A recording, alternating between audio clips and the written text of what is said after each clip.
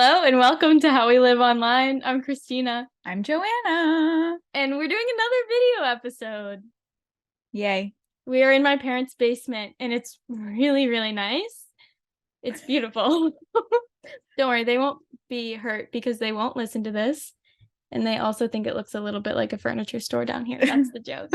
So yeah, come watch. Joanna, do you want to introduce the topic? Sure. Okay. So today I feel like we've been talking about this episode a lot. There's been some suspense building up for it. Yeah, it's come up. Yeah. Yeah. This is the crypto episode in which we do not actually talk about crypto. We more talk around crypto. Right. As we do.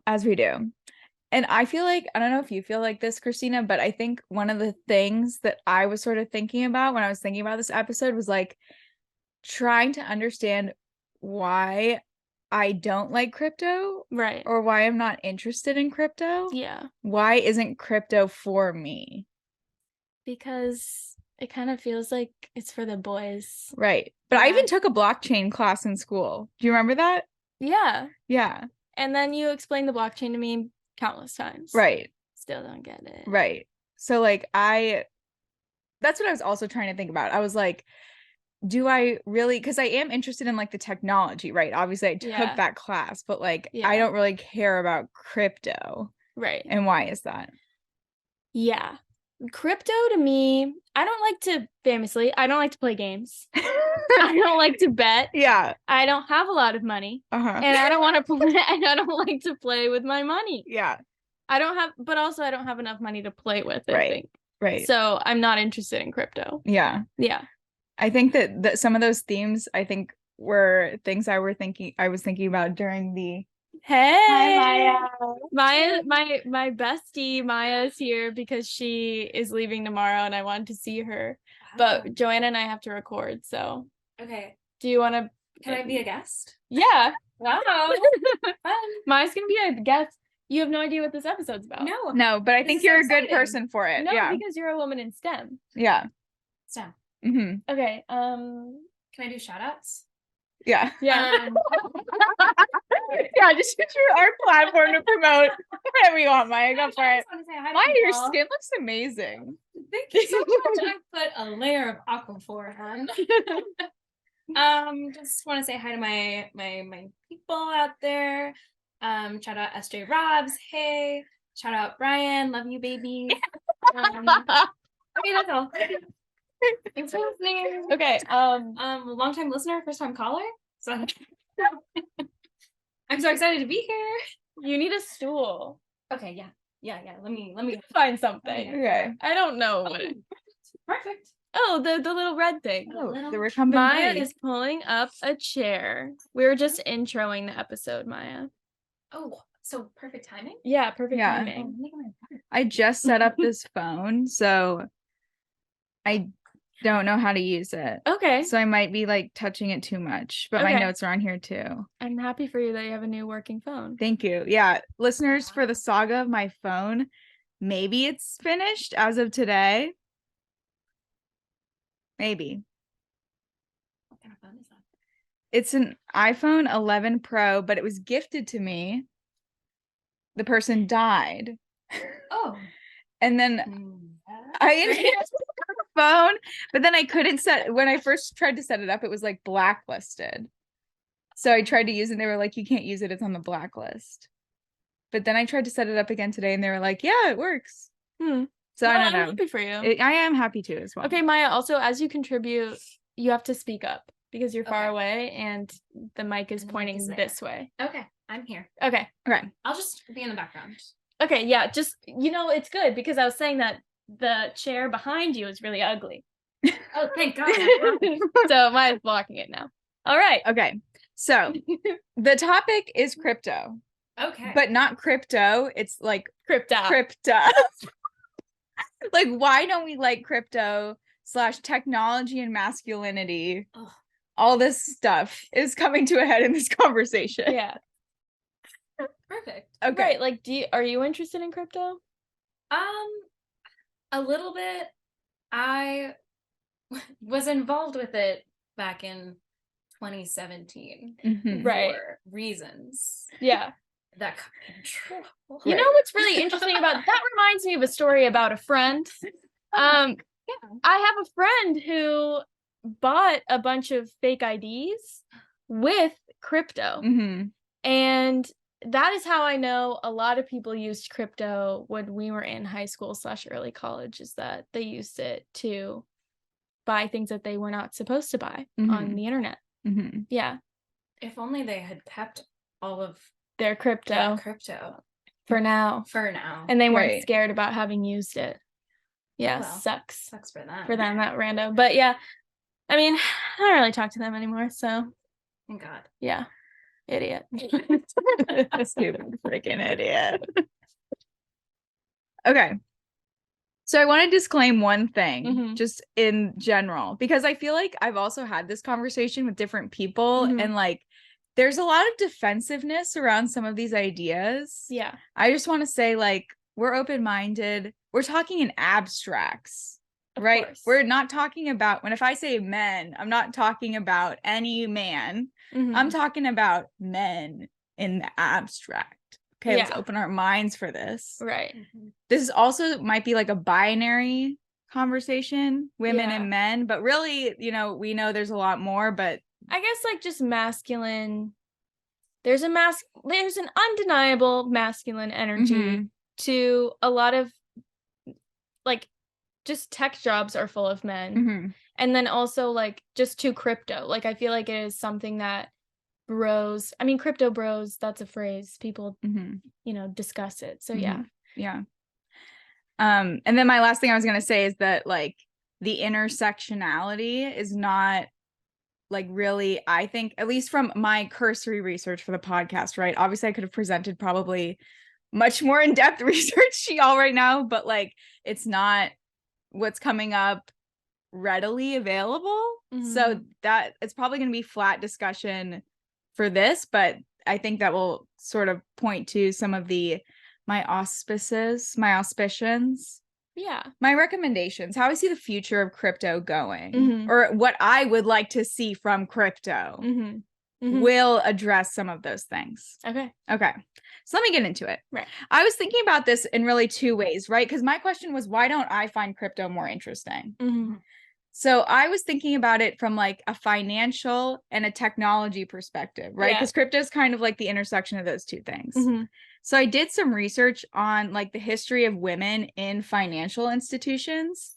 And one thing that I always thought was really interesting that my mom talks about, I don't know if you guys have heard stories like this in your family, but my mom talks all the time about how, like, when she got older, she didn't realize how strange it was that her mom didn't have a bank account until she was like 40 years old. Did you guys know that, really? That like women couldn't be the primary, like they had to have a husband to have a bank account until like the 70s. The 70s? Yeah, and a credit card. And a credit card, right? All that stuff. Yeah. Do you have any like anecdotes about that? What I know, not about credit or a bank account specifically, but my dad's side of the family has lived in Arlington for a really long time. And his mom only had a sister, and her mom had only had sisters. So like the family had Ballston in Arlington, if you've heard of it, was named like for my dad's side of the family like generations ago. But since they only had daughters, that name, wasn't carried. And then also all of the finances kind of like petered out from that. So there's no, like, had there been a son to inherit that, I think we would probably be in a different financial position than we are. Interesting. Yeah. That's all I have on that. But I think it's pretty interesting. Yeah. Do you know men are changing their last names now? Whoa, I think it's kind of like, just pick what the last name is better. Yeah. Whichever one sounds more fun. Yeah, I agree. My mom also, because I was asking my mom, I was picking her brain about this, and she said something too about names. She was like, oh yeah, like I get Christmas cards that say like Mrs. last name, like not their maiden name. And she was like, it's so interesting how you would send a card that clearly you wrote, but take absolutely no ownership of it. Because your first name isn't on there. Yeah. You wrote the card. Oh yeah, people are like Mr. and Mrs. John Doe. Yeah. Yeah. Weird. Yeah. But so interestingly, so in the 60s, women gained the right to open a bank account by themselves, but it wasn't really like, it was one of those things that had to go to the courts to actually be enforced. And that was something that one of the cases that Ruth Bader Ginsburg argued. So thank you, RBG, in the 70s. For arguing that for us. And then, yeah, the Equal Credit Opportunity Act for credit cards was passed in 1974. So that's how I was thinking about like the history of financial institutions, right? And that's like a very US perspective. One thing that I feel like I've heard a lot of research about that's kind of bridges between finance and tech that's not crypto, but talks about women, right? Is this idea that women's access to cell phones in developing countries has been linked to a lot of improved outcomes. And it's a huge disparity too of women not owning devices in developing countries, or like each family has a device and it's often controlled by the head of household who's a man. Okay, yeah. And I just found one article that talked about all different kinds of outcomes that were linked to ownership of cell phones by women in developing countries. And like the list is crazy. And these are all like cited research articles with some evidence that they improve these things, right?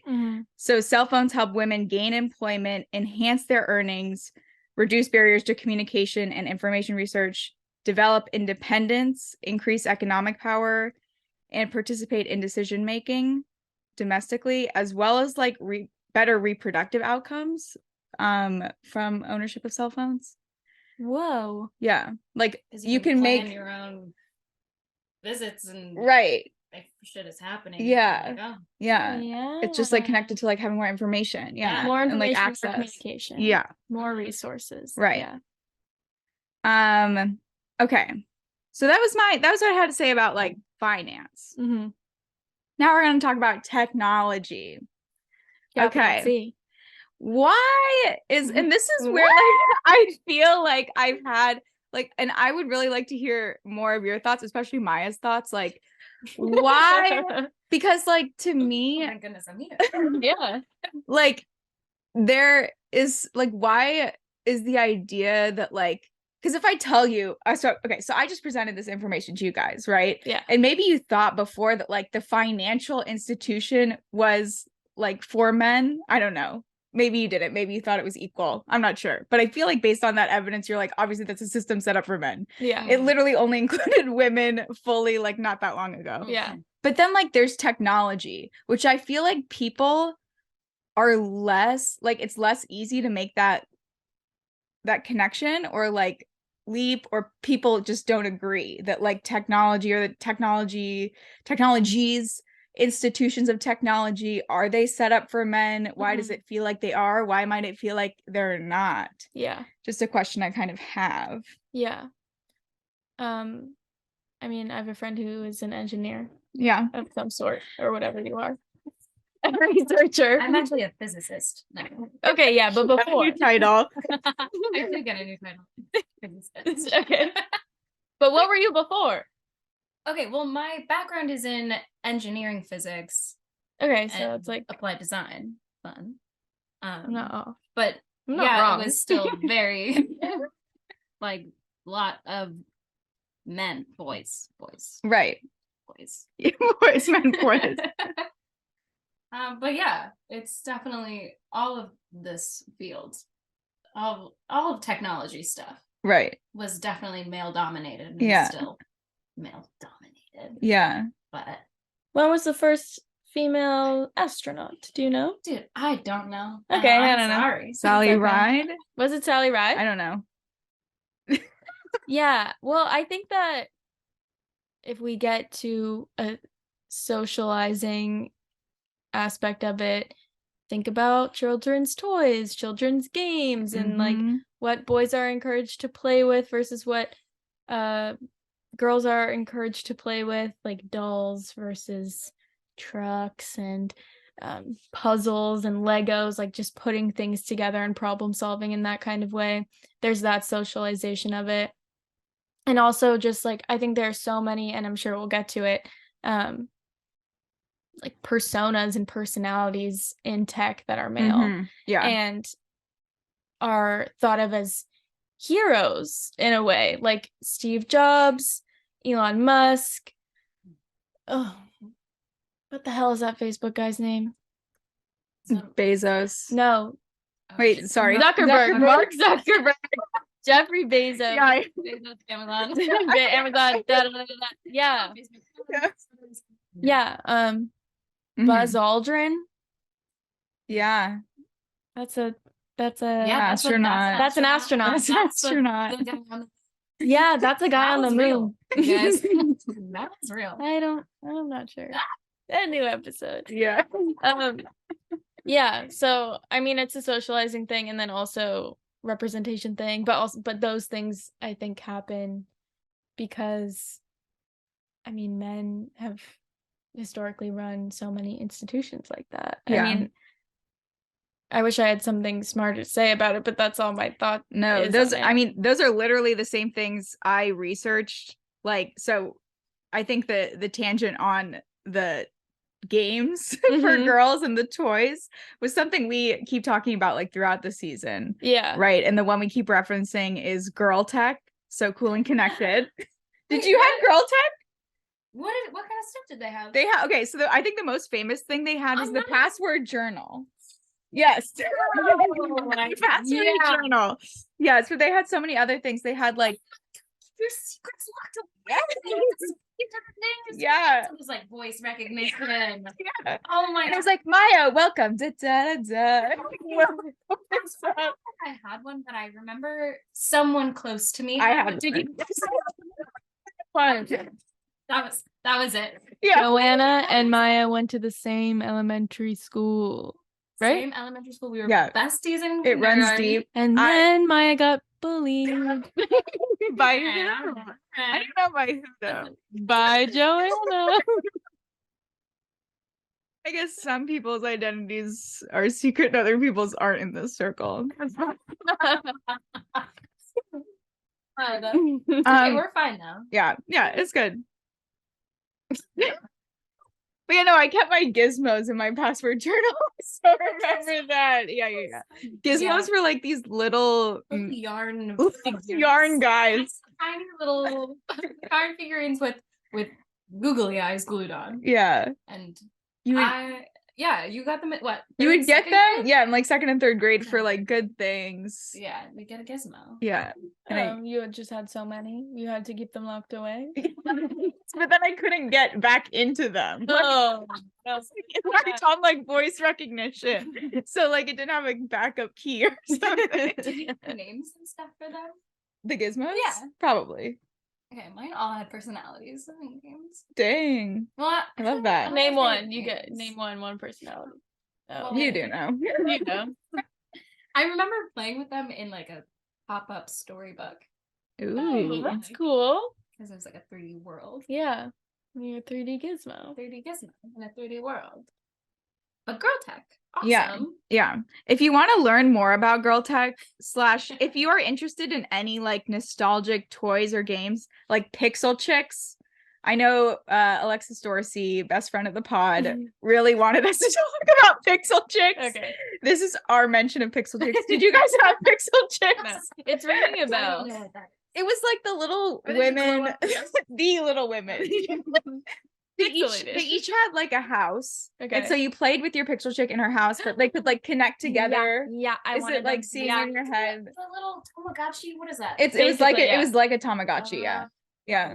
Well, No, I didn't Right. have them, but I wanted one. Yeah. If you want to know more, there's a YouTuber, Billiam, who does like all of the nostalgic toys. Okay. Like Billiam. So he has a whole video on Girl Shout Tech. out. He has one on Pixel Chicks, one on like messaging toys in general. Like Okay. he's really carved a niche for himself that people might like. Shout out. Yeah, shout out Billiam. Okay, so now I have a few other things. Like I was thinking about I read a really interesting article from someone named Lee or Lai. I think it's a French name. I'm not sure how you would say it. It's spelled like lie, but I think it's like le. Yeah. They published this article. Is this the first or last name? Last name.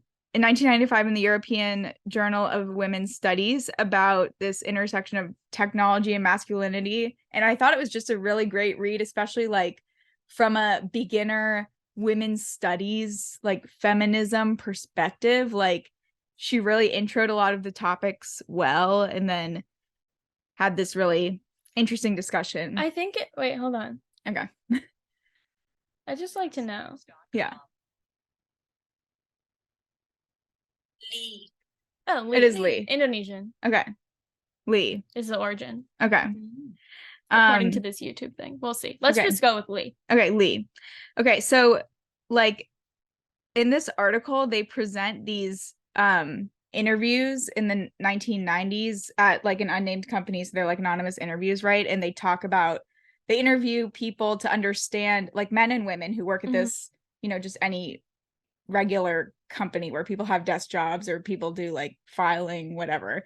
Okay. And understand like their interactions with technology and what kinds of things they do with technology on a regular basis. One thing that this reminded me of, did you guys ever see the movie Hidden Figures? I was just thinking about that movie. Right.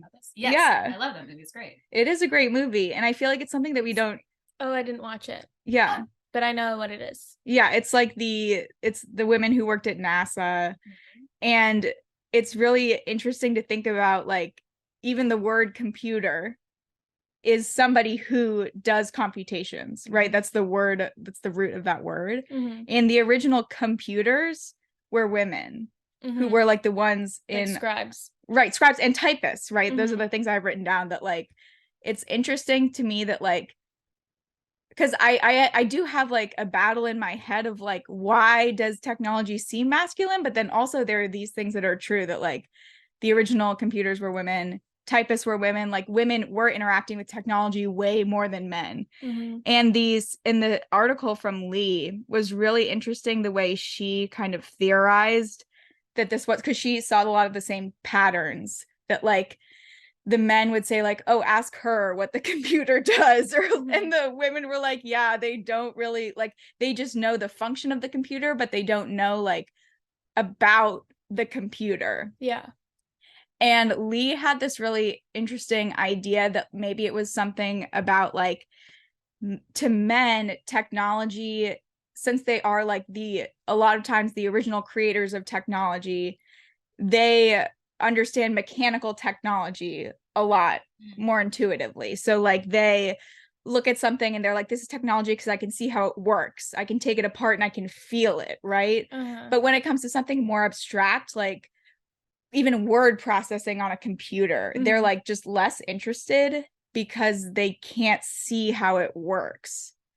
Or like it involves this level of abstraction that like men don't like as much, or they're just not as used to, since they're more like the hands-on creators. I don't know. But then you go into computer sciences, where there's coding and stuff, and that's kind of seeing the internal works of these things, and you could say that's a male dominated spot. But actually, I don't know, is it?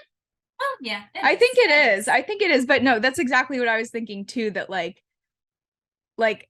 because and then the next part is also true, that like so many tech CEOs who are like I wrote down the makers of the technology agenda, right? That's also set by men. Yeah. And I think Maya, you're right that like, even if it's not more by numbers, which it is more by numbers, I think like men can still carry a greater power in technology than women, you know, like, because it also matters where in institutions people are. Like if everyone on the team is a woman, that's great, but if the team leader is a man, like the agenda of the team might still be like masculine. That's a bad example because it's like really microcosm, but you know what I'm saying. Yeah.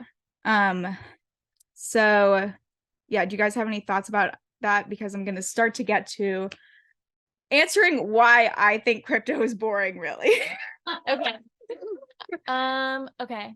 I don't have that much. I think that's really interesting, and it's just makes me think nature nurtures, like how much of this is like we think of women as intuitive, but how much of that intuition is learned because we're so in tune with how our actions affect others, when men seem to have more of a tunnel vision about like how they kind of bumble around.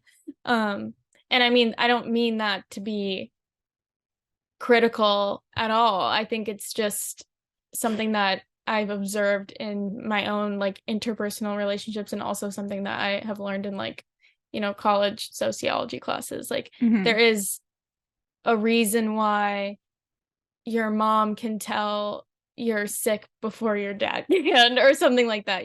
There's a reason why those kinds of things happen, or like your friend who's a girl is more in tune with like how you just got really pissed off quietly, and like your guy friend didn't. I don't know. And again, like these are small examples of large things, but yeah. No, I think the socialization is a really important part.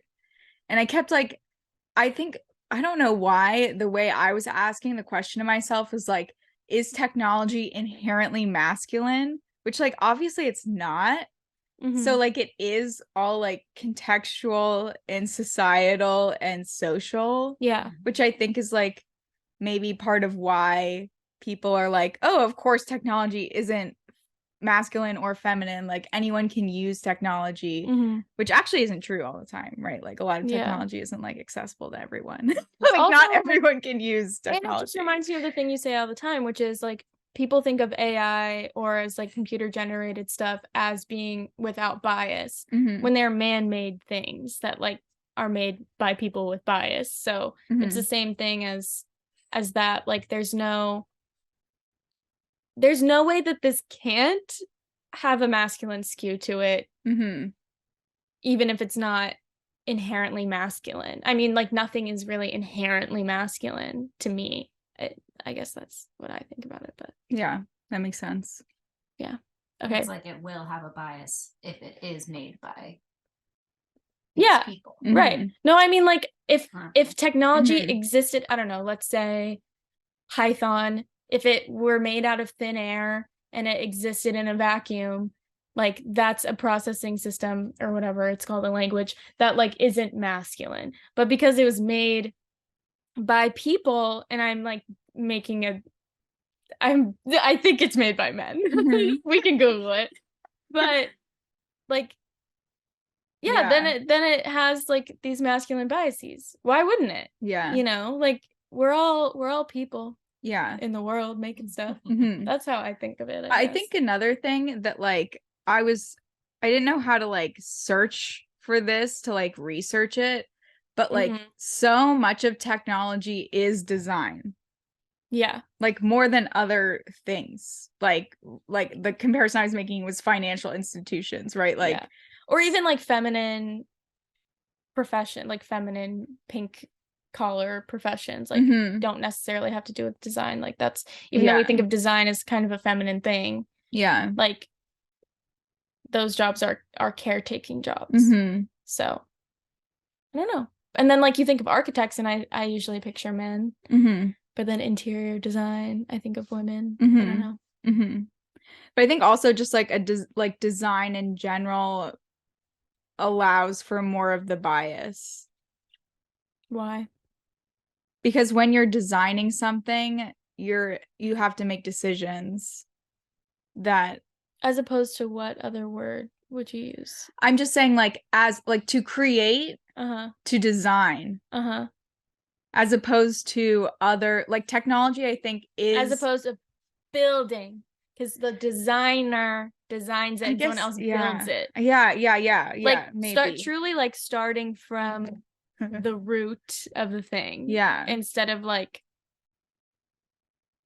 I don't know, building someone else's idea. Like designing as in planning and not making.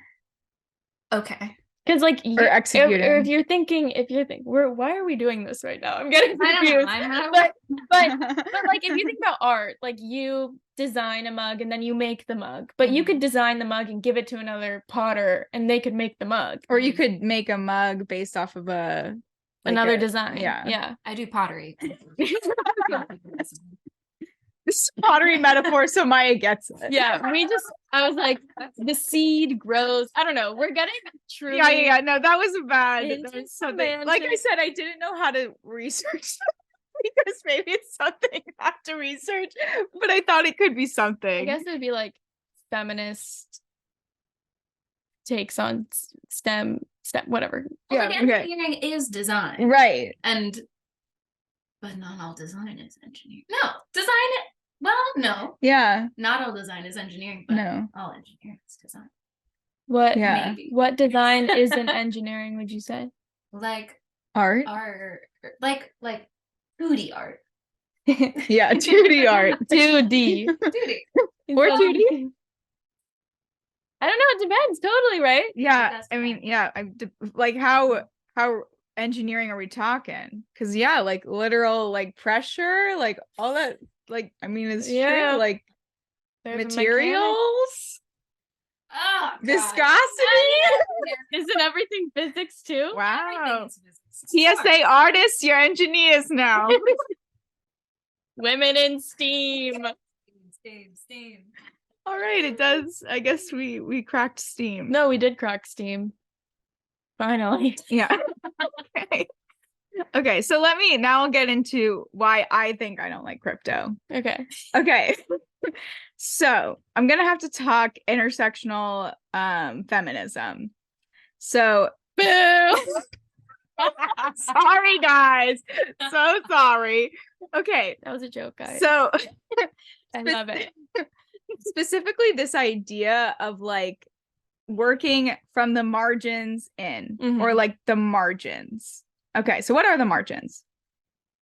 In 1984, Bell Hooks published this book, Feminist Theory from Margin to Center, which introduced the idea of the margin in society, I guess you could say.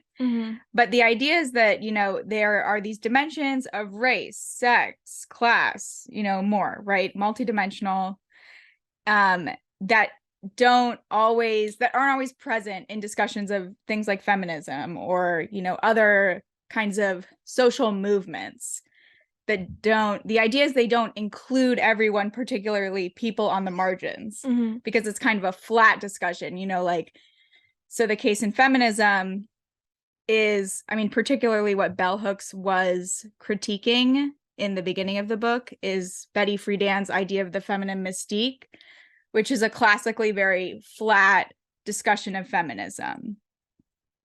And have you read The Feminine Mystique? No, but I've read Bell Hooks Okay. on that, and I'm kind of blanking. So, Okay. do you have anything else to jog my memory? Well, essentially, like, I mean, boiled down, the idea is that Betty Friedan's The Feminine Mystique is written as if, like, the issues of women are the issues of, like, white upper class women. Yeah. Oh, yeah. Okay. Yeah. And Bell Hooks says, you know, this isn't a very intersectional approach, particularly in discussions of the margins, right? Which is something that we mentioned in an earlier episode too about, in the American Nostalgia episode, just like the women's lib movement. I mean, the Betty Friedan, like, these are women's problems, are like, actually, those are like white women's problems. Yeah. And those problems are always being compared to the life of the white man, which like is not a life that a lot of people aspire to have or expect to have. So yeah. So, and I think we can discuss, but I think essentially when I think about why I am not interested in crypto is like, in my mind, I see it as like, literally I see people in a line. They're not obviously in a line because that's like extremely hierarchical, right? But like in my head, I see, and great thing this is a visual episode because you can totally see my hands right now. But just imagine, listener, if you're just listening, stop me. But like literally in my head, I see crypto as being like rich white men. Because you even talked about in the beginning, it's a game. Because so much of crypto is investment. It's not actual banking for people. It's just investment. So it's literally rich white men who I see as in the middle talking to each other and saying like, oh my gosh, we're changing the world. When really it's like a technology that probably done right could bring other people in. Yeah. Could like address a lot of these issues of like in like financial institutions to like bring in unbanked people, which I think I don't know if like I know Cash App is really famous for you don't have to have a bank account to use Cash App, so people can participate in the economy without that, but that's not crypto, I don't think. I'd have to look into Cash App more. But like I guess my thing is I'm not interested in a technology that's so overtly like isn't working from the margins in, because I think especially for something like because crypto, the whole idea, right, is this like we're changing the world through decentralized currency, but it's just uninteresting to me, and it's not really, I think, doing a great job of working from the margins in to create something that could really impact a lot of people. It's just like very flat. Right. They started doing Venmo started offering crypto as something that you can get on their app. Interesting. With your Venmo balance and stuff. Like any coin or just? I think definitely Bitcoin is on there. I don't know if others are on there. Yeah. Well, I mean, as you were saying, it's all about investment. And as we mentioned last week, quickly, the FTX founder, Sam Bankman-Fried, just got released on bail from... Oh, this guy. Yeah. So yeah. He, committed fraud and it's not regulated. So like I was watching like a news clip from a CNN just like segment on it, and they got the guy who worked on the Bernie Madoff case, and they were like, oh well, what do you think of this? Like, this is like, on the money scale, like this is a similar like fraud scheme.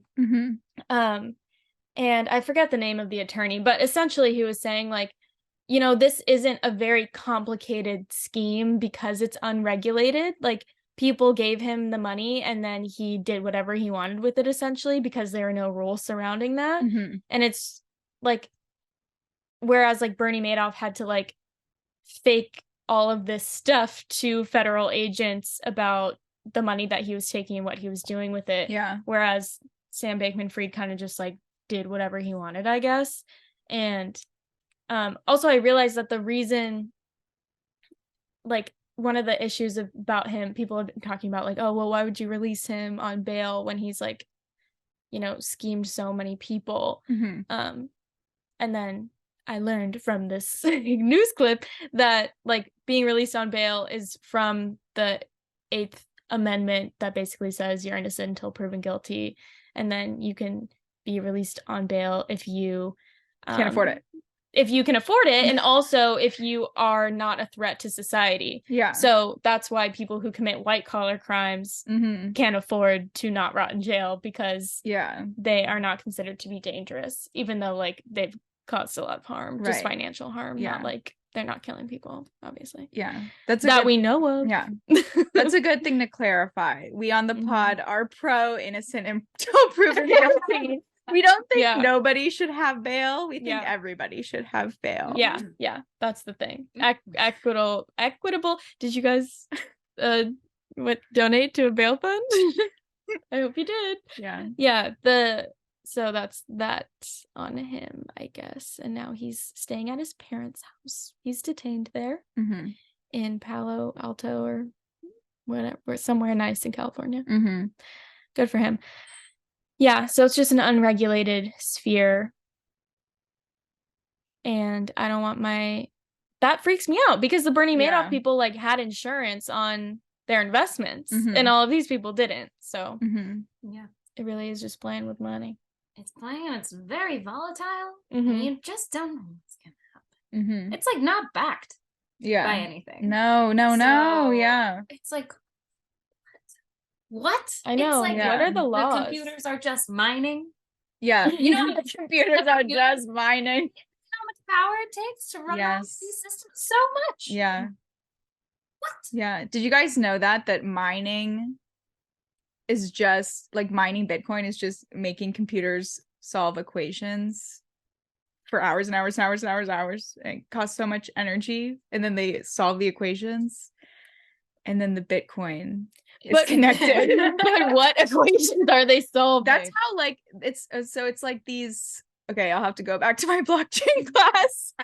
Like basically the way it works is that like Joanna's so tired of explaining blockchain to me. Maya will do a better job after I try. Okay. So like the transactions need to be confirmed. And to do that, you need to essentially like solve equations, like algorithms. You need to like prove these like that this transaction is valid. Between what? Between two people. Like if I send you money or if you buy Bitcoin or if you sell Bitcoin, that all needs to be like confirmed on the blockchain. So like the blocks come together in these hashes, and it needs to be like transactions through blockchain. Yeah. But just like Bitcoin in general. Right. To add more Bitcoin too, you need to like the mining is literally just like computers solving equations to like build more Bitcoin. That's so weird.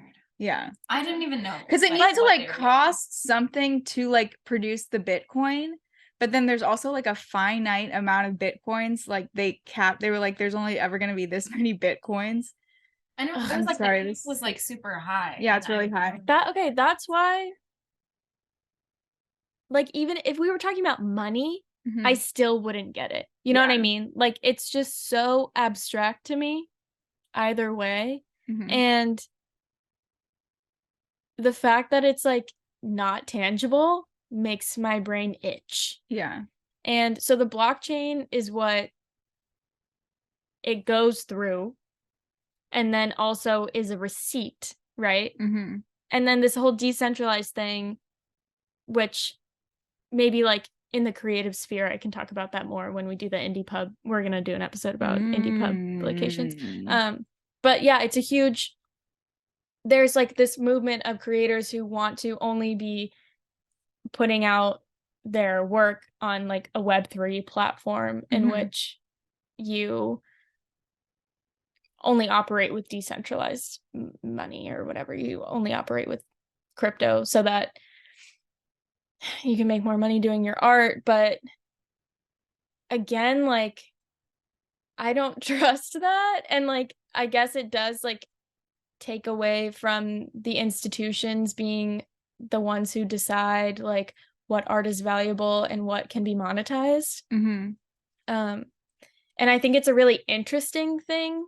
And I think that all of this goes in hand with Web3, but I don't have like, first of all, I don't think we have a lot of time to like get into this tangent. And secondly, I don't know enough yet about it, but I have like in the first season I listened to that guy who invented Lil Miquela. He has this whole thing about Web3, which I think whatever. But no, I mean, there are so many like movements towards this new just like transactional sphere, not only with money but like with entertainment too. Which I think is interesting. I mean, I think it makes sense, like, because right now the centralization is in the state.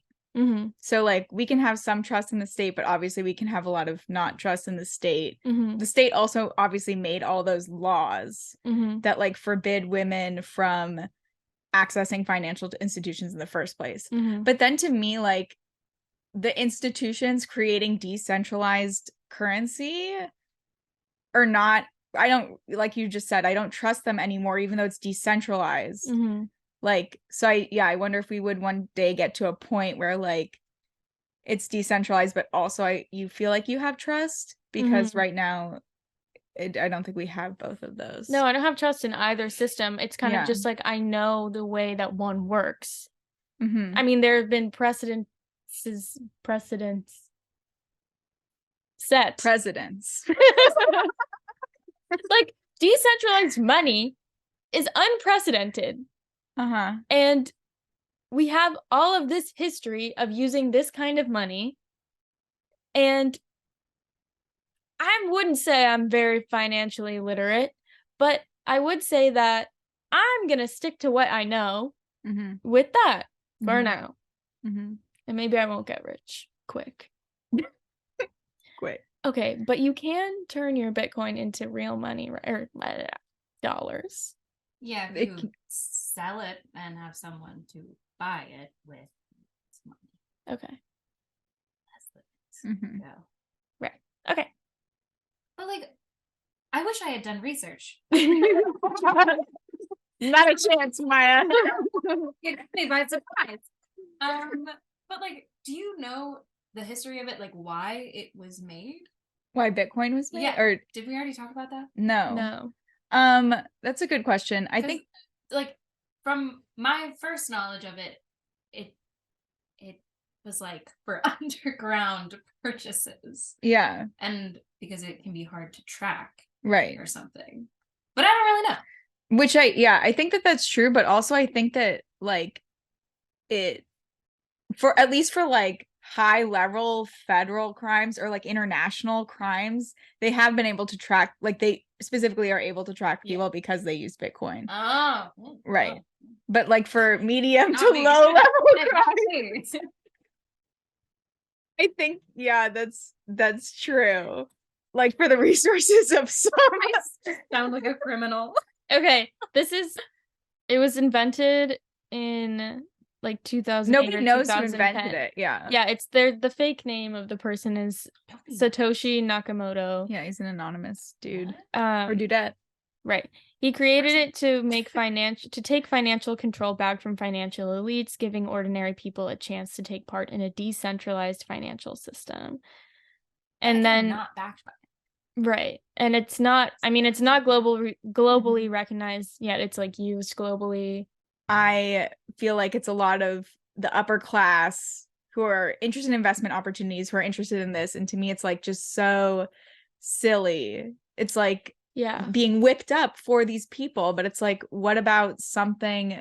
Because, right, like decentralized currency could really help a lot of people who are unbanked, but it's like not that at all. Yeah, not if there's no safety net. Yeah. Like the reason that this is, in my mind, like an upper middle class or upper class white man thing is like, just to summarize everything, like finances have often been in the hands of men, and like that has just trickled into like who runs banks, who are Fortune 500 CEOs, who are the people making the most money, generally are men. So that puts them in this like 1% sphere. And when you have something this decentralized that has no safety net, and is not globally or even like locally recognized, like it really is a game at that point, and you really are playing with your money, and you're giving millions of dollars to Sam Bankman-Fried, not knowing where it's going. Like that is so wild to me. And it's like, I would love to not make a judgment on those people, but obviously I am, because like I just can't see being in that position and like thinking this is a good idea unless I don't care about those millions of dollars, which like clearly you don't if you're okay with giving them up.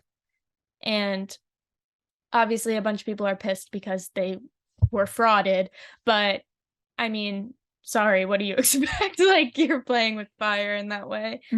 And I think it's just totally strange. And I wish people would just like, I don't know. It is crazy to be that rich, you know, and it's crazy to be, I think, just not caring about your money. Why you couldn't just solve world hunger? Come on. Couldn't you get me a nicer apartment? Come on. Buy the furniture in this furniture store, please. I'm looking at 1 couch, 2 couch, 3 couch, 4. Yes. And how much of it was free? all of it Coffee table? free. Free. These were free. Those were free off the side of the road. These were I free. didn't see anything you're pointing at. Okay, well, thanks for joining us, Maya. Yeah, thanks, Maya. Thank you for having me. I'm so sorry I was unprepared and I don't have any good information. That was great. Your perspective You're was so welcome to STEM. valuable. Yes, thank you. Maya's a physicist. I'm a physicist, but I need to do more for women. Because I don't know a lot of history. It's a lot to learn. That's one thing that I feel like I think about every time I do research for the podcast or something. I'm like, for like literally anything. And I do so much research for my job and I'm in school and I'm in this podcast. Yeah. And every time I research, I'm like, wouldn't it just be easier to know everything about everything already? Yeah, because everything leads to a different rabbit hole. And then you're like, well, what's the historical context to this piece of information that I just got? I need to learn that. It's and not, then it's like not even rabbit holes. It's like the big ideas. I'm like, how do I not know like the big, like the arcs of feminism by heart? Like, why isn't that something I just know from being pushed out the womb? Well, do you have any final goodbyes to the people, Maya? I love women. I love people. Everyone should be able to get into STEAM and into crypto if they want. But I don't know if you really want to. It doesn't sound that fun. But that's my final take. Thank you, Maya. I'll say thank you to Joanna for your thorough research on this topic. Oh, thanks. And that's all. Signing off from our Virginia. Bye.